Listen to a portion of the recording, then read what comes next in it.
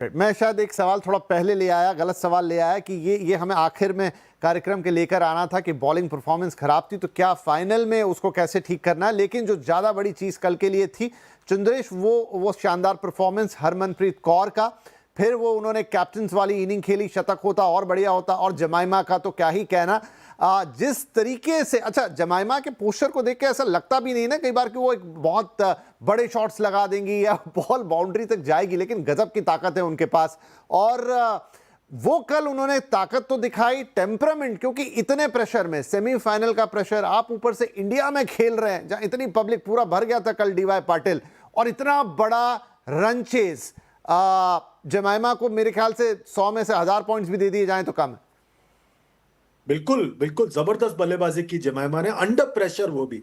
और उनको प्रमोट किया गया था। वो कह रही थी कि वो बल्लेबाजी करने से 5 मिनट पहले उनको पता चला कि वो नंबर 3 पर बल्लेबाजी करने वाले हैं। तो ऐसे में इतना बड़ा सेमीफाइनल, इतना बड़ा रन चेस, और अब देखिए 2 डॉट बॉल हो तो प्रेशर बढ़ जाता है। अब 338 का चेस कर रहे हैं, और वो जिस तरह से बल्लेबाजी कर रही थी, हर ओवर में लगातार एक एक बाउंड्री आ रही थी, पर सिंगल्स नहीं आ रहे थे जैसे ऑस्ट्रेलिया के बल्लेबाजी में आ रही थी। तो वो जो है, और हरमनप्रीत ने भी कहा मैच के बाद कि लगातार वो हमको बताती रही कि वो किस तरह से चेस करना है, कितना हो गया है, इस ओवर में 7 रन आए, इस ओवर में 6 रन आए, वो लगातार वो गिनती किए जा रही थी किस तरह से करना है। और ये इन्होंने जो बाहर जाके क्रिकेट खेला ना जमाइमा ने, उससे काफी मुझे लगता है फर्क पड़ा है उनके क्रिकेट में। उनको 100 खेलने का मौका मिला है, उनको बिग बैश लीग खेलने का मौका मिला है, उससे उनके क्रिकेट में बहुत ज्यादा निखार आया मुझे लगता है, और कॉन्फिडेंस बढ़ा है। वो टीम से भी ड्रॉप हुई है, वनडे टीम से, कभी कभी T20 टीम से ड्रॉप हुई है, और उनको अपने गेम पर काम करना पड़ा है। और उस सब का असर आपको कल दिखाई दिया इस सेमीफाइनल में। और इस टूर्नामेंट में भी उनको 11 से ड्रॉप किया गया था कॉम्बिनेशन के चलते। तो उस सब के चलते जितना दबाव जमाइमा पे रहा होगा, मैं तो तस्वुर भी नहीं कर सकता जितना उतना दबाव था उनके ऊपर।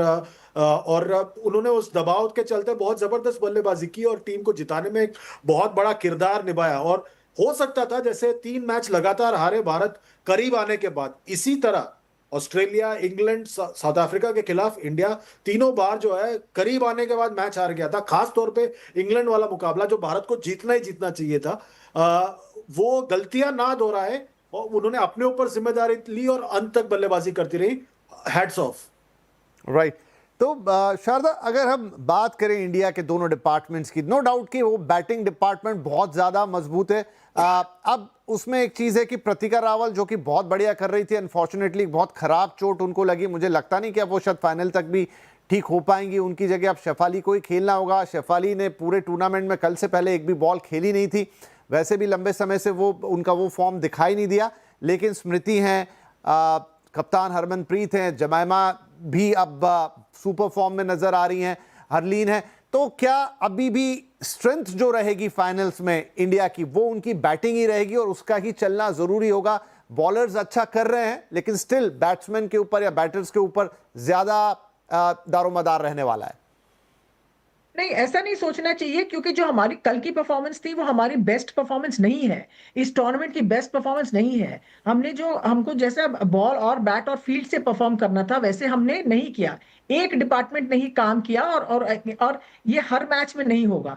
तो आपको सबसे ज्यादा जो कंबाइंड परफॉर्मेंस होगी आपकी बॉलिंग की, आपकी फील्डिंग की, जो सपोर्ट देंगे आपके बैटर्स को, उसी से आप फाइनल जीत पाओगे। लेकिन हिंदुस्तान जिस कॉन्फिडेंस से इस फाइनल में अभी जाने वाली है, वो एक बहुत बड़ी चीज है। और साउथ अफ्रीका का सबसे पहला फाइनल है ये, उनकी बहुत अच्छी परफॉर्मेंस रही है। जैसे चंद्रेश कह रहे थे कि we came very close to winning 3 matches, और लेकिन हार गए थे हम तीनों, साउथ अफ्रीका के खिलाफ भी।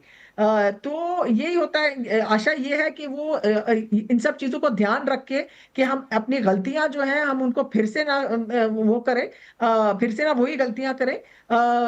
वही करना पड़ेगा इनको। ऐसे जो जेमाइमा की जो परफॉर्मेंस थी, जो मिरेकल टाइप की परफॉर्मेंस होती है, चमत्कार, और खेल में चमत्कार का आप वो नहीं कर सकते, डिपेंड नहीं कर सकते आप चमत्कार के ऊपर हर हर मैच में। राइट। तो आपको एक ओवरऑल परफॉर्मेंस देनी होगी फाइनल्स के लिए। चंद्रेश, जो बॉलिंग वाली बात अभी मैं हमारे बॉल ऐसा नहीं है, दीप्ति शर्मा अभी शायद हाईएस्ट विकेट टेकर हैं या सेकंड नंबर पे हैं, बहुत अच्छी परफॉर्मेंस है। रेणुका चौधरी को विकेट नहीं मिले लेकिन इकोनॉमी अंडर 4 की है। श्रीचरणी बहुत अच्छी बॉलिंग कर रही है। सर्टेन टाइम अब इसी पिच पर, इसी डीवाई पाटिल पर फाइनल्स का मुकाबला होना है। हालांकि मुंबई में बारिश हो रही है, उससे कितना इंपैक्ट आएगा वो अलग बात होगी। लेकिन फिर भी जिस तरह का बॉलिंग अटैक है हमारे पास, उसमें कितनी इंप्रूवमेंट की गुंजाइश है, या फिर डीवाई पाटिल में आपको लगभग उतना ही स्कोर लगता हुआ दिखेगा दोबारा से? नहीं, आपको लगभग उतना ही स्कोर लगता हुआ दिखेगा डीवाई पाटिल में। जबरदस्त मैदान है, और आपने बारिश की बात की, बारिश का पता नहीं कितना असर होने वाला है रविवार को। पर विपिन, और जैसे शारदा कह रही थी, अब तक भारत ने वो परफेक्ट गेम खेला नहीं है, और टीम में कुछ ना कुछ कमियां रही हैं, जिसकी वजह से भारत 3 मैच हारे हैं इस टूर्नामेंट में। और मैं यही सोच रहा था, कल से मैं ये सोच रहा था, जरूरी नहीं है कि आपकी बेस्ट टीम आपकी वर्ल्ड चैंपियन टीम बने। भारत की जो 1983 की टीम थी, मेंस टीम जो थी, वो इंडिया की बेस्ट वनडे टीम नहीं थी। 1987 की जो वर्ल्ड कप टीम थी, वो 1983 से बेहतर थी, पर वो सेमीफाइनल में हार गई। तो आप समझ जाइए कि जरूरी नहीं है कि आपकी बेस्ट टीम ही आपका बेस्ट परफॉर्मेंस दे सकता है। कुछ गुंजाइश रह जाए तो बेहतर है, ताकि आप उस पर काम कर सके। वरना जैसे कल ऑस्ट्रेलिया के साथ हुआ, मुझे लगा कुछ हद तक वो थोड़ा ओवर कॉन्फिडेंस ही लग रही थी मुझे, कि हमने 338 बना दिया है, हमें सिर्फ मैदान पर जाना है और हमें जीतना है। वही चीज 1983 में आपने वेस्ट इंडीज के साथ देखा था, हमने इंडिया को 183 पे रोक लिया है और हमें सिर्फ जाके बनाना है। ये जब मेंटालिटी आ जाता है ना, कि आपको लगता नहीं कि आपको कुछ गुंजाइश है बेहतर होने में, तब आप शायद गेम के आगे चले जाते हैं, गेम के साथ नहीं चल रहे। और वही चीज भारत के लिए, मेरे हिसाब से भारत के पक्ष में जाता है इस विश्व कप में।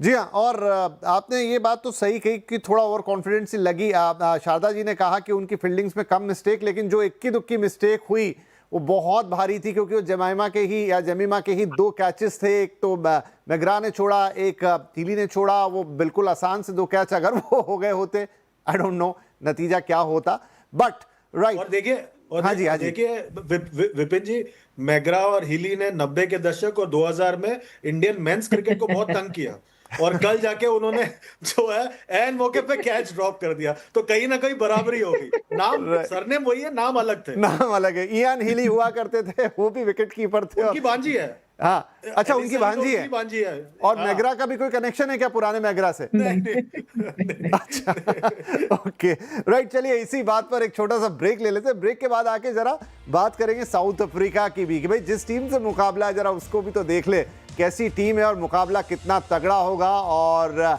इंडियन टीम को क्या कुछ करना होगा वो वर्ल्ड कप की ट्रॉफी उठाने के लिए। छोटा ब्रेक, तुरंत हाजिर होंगे।